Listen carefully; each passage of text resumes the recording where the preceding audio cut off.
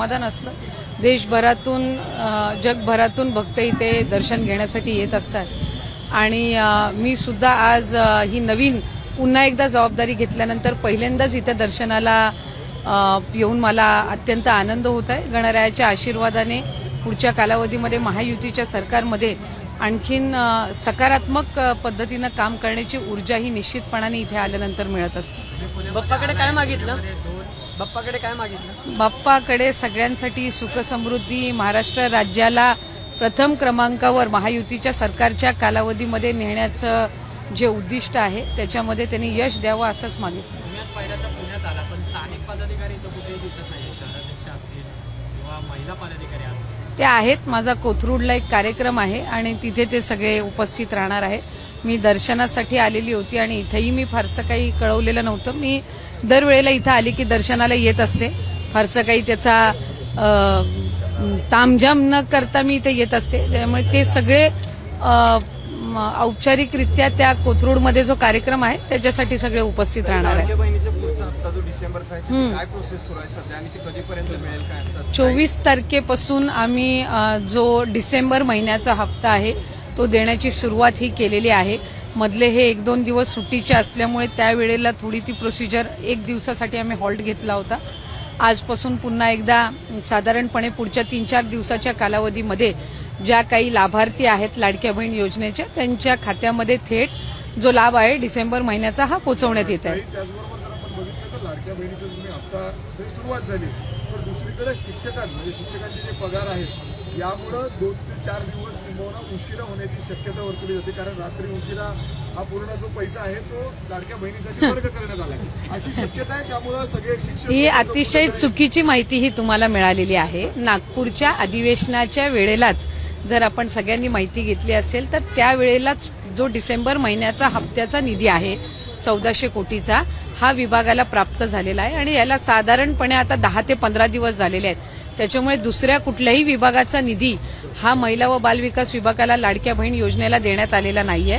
हा साधारणपणे दर महिन्याच्या हप्त्यासाठीचा जो निधी आहे हा 10 दिवसापूर्वी आम्हाला प्राप्त झाला आणि आचारसंहितेच्या कालावधीमध्ये 1-1.5 महिन्याच्या कालावधीमध्ये जो लाडक्या बहिणीचा हप्ता आचारसंहितेमुळे स्थगित होता त्याची सुरुवात आम्ही केलेली आहे आणि याचा दुसऱ्या कुठल्याही विभागाच्या निधीशी काही संबंध नाही. निश्चितपणाने त्या विभागाच्या जे मंत्री आहेत ते त्या संदर्भातली दक्षता ही घेत असतात आणि मला वाटते की कुठल्याही एका योजनेचा दुसऱ्या कुठल्याही योजनेच्या एकंदर निधीवर काही परिणाम होत नसतो. लाडक्या बहिणींना जे हप्ते दिले जात आहेत खरं तर ज्या महिलांना हप्ते दिले जातात त्या महिलांचे हात कुठेतरी सरकार त्यांच्यातून कुठेतरी श्रम किंवा काम त्यांना संधी देणार आहे का फक्त हप्तेच देत राहणार आहेत त्यांच्या हातांना? ही एक योजना आहे आणि त्या योजनेमधनं आर्थिकरित्या महिलांना सक्षम करण्याची दुर्गम भागातील असतील गरजू भागातील असतील त्या महिलांना सक्षम करण्याची भूमिका आहे.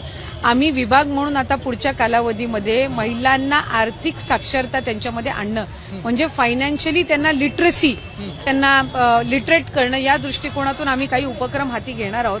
आणि साधारणपणे जर आपण बघितलं की या ज्या महिला आहेत लाभार्थी या आपापल्या पद्धतीनं सेव्हिंग असेल किंवा छोटमोठे उद्योग सुरू करणं अशा अनेक केस स्टडीज आमच्या सुद्धा समोर आलेल्या आहेत. आम्ही फायनान्शियल लिटरसी आणण्याच्या दृष्टिकोनातून पुढच्या कालावधीमध्ये काम हे निश्चितपणाने करणार आहोत. पुण्यात आहात. पुणे जिल्ह्यात काल आणि परवा अशा 2 दुर्दैवी घटना घडल्यात. 3ही अल्पवयीन मुली आहेत. एक तर पोलीस कर्मचाऱ्यांनी अनैसर्गिक अत्याचार केला तर दुसरं जे घडले तिथं पण राजगुरुनगरमध्ये 2 सख्या बहिणींना अत्याचार करत त्यांना ठार मारण्यात आले. याची माहिती घेतली आहे का आणि या सगळ्या प्रकरणावर महाराष्ट्रामध्ये घडते काय तुम्ही मंत्री म्हणून सगळे ऍक्शन घ्यायला सांगितले? मी त्याची प्राथमिक माहिती घेतलेली आहे. फार काही डिटेल माहिती अद्याप तरी माझ्याकडे त्या संदर्भातली आलेली नाही. पण या सर्व ज्या घटना आहेत या निंदनीयच आहेत. आपण सगळे त्याचा निषेधच करत असतो. मी एक महिला म्हणून त्याचा निषेधच करते. साधारणपणे जे काही कायदे केंद्र शासनाने आणलेले आहेत या सगळ्या बाबतीमध्ये त्या अधिकाधिक त्याची अंमलबजावणी राज्यामध्ये करणं या दृष्टिकोनातून सरकार हे काम करत आहे. या संदर्भामध्ये फडणवीस साहेबांनी सुद्धा राज्याचे मुख्यमंत्री महोदयांनी सुद्धा त्या संदर्भातली भूमिका ही स्पष्ट केलेली आहे आणि आम्ही फास्ट ट्रॅक कोर्ट असेल किंवा ही जी काही पीडित कुटुंब असेल यांना जी शासनाच्या वतीने जे काही एक सहाय्यता केली जाते ती स्पीडीली करणं आणि जे आरोपी आहेत त्यांच्यावर कठोरात कठोर कारवाई होणं या दृष्टिकोनातून जी काही पावलं आहेत ते गृह विभागाच्या माध्यमातून उचलली जात आहेत. बीडच्या घटनेमध्ये अमोल मिटकरी असं म्हणतात की धनंजय मुंडे यांना संपवण्याचा कट आहे तो सत्ताधारी पक्षातीलच काही आमदार आणि विरोधक मिळून हे सगळं करत आहेत आणि धनंजय मुंडे यांना बदनाम करण्याचा प्रयत्न केला जातो. बीडच्या घटनेमध्ये तुमचं नेमकं म्हणणं काय आहे आणि अमोल मिटकरी यांच्या मताशी तुम्ही सहमत आहात? नाही, एक आहे की जे सरपंच ज्यांचा मृत्यू झाले किंवा जी हत्या झालेली आहे या संदर्भामध्ये आम्ही सगळ्यांनी निषेध केलेला आहे. अतिशय दुर्दैवी अशी ती घटना आहे. आणि एक गोष्ट आहे की राज्याचे मुख्यमंत्री देवेंद्रजी फडणवीस साहेबांनी या संदर्भामध्ये नागपूरच्या अधिवेशनाच्या शेवटच्या दिवशी जी काही भूमिका त्यांनी मांडली ती आमच्या सगळ्यांची तीच मंत्री म्हणून सुद्धा आणि एक लोकप्रतिनिधी म्हणून सुद्धा भूमिका आहे.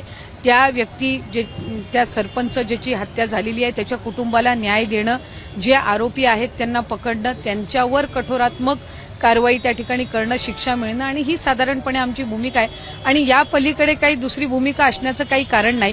आणि मला वाटत नाही की या गोष्टीचं कोणी समर्थन करेल. जी झालेली घटना आहे त्याचं यावरून जर काही वेगवेगळ्या पद्धतीनं राजकारण होत असेल तर ते दुर्दैवच आहे. पण साधारणपणे त्या राजकारणाच्या पलीकडे जे ते पीडित कुटुंब आहे, ज्यांनी आपल्या घरातला एक पुत्र गमावलेला आहे, त्यांना न्याय देणं आणि खऱ्या अर्थानं त्यांच्या कुटुंबाला पुढच्या कालावधीमध्ये एक त्यांच्या पाठीशी उभं राहणं ही साधारणपणे आमच्या सगळ्यांची भूमिका आहे.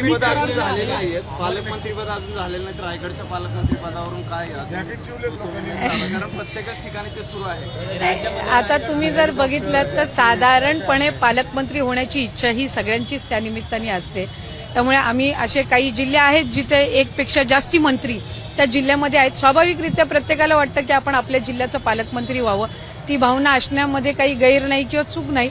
पण शेवटी राज्याचे मुख्यमंत्री आहेत, आमचे दोन्ही उपमुख्यमंत्री आहेत, हे त्या बाबतीतला योग्य तो निर्णय घेतील. आणि जे पालकमंत्री होतील त्यांनी सर्व जे तिथले लोकप्रतिनिधी आहेत यांना एकत्रितपणाने घेऊन काम करायचंय. त्याच्यामुळे पुढच्या काही दिवसांमध्येच त्या संदर्भातली जी काही घोषणा ती आहे ती होईल. आणि ती झाल्यानंतर जो तो आहे ते आपापल्या कामाला निश्चितपणाने जबाबदारीने लागेल.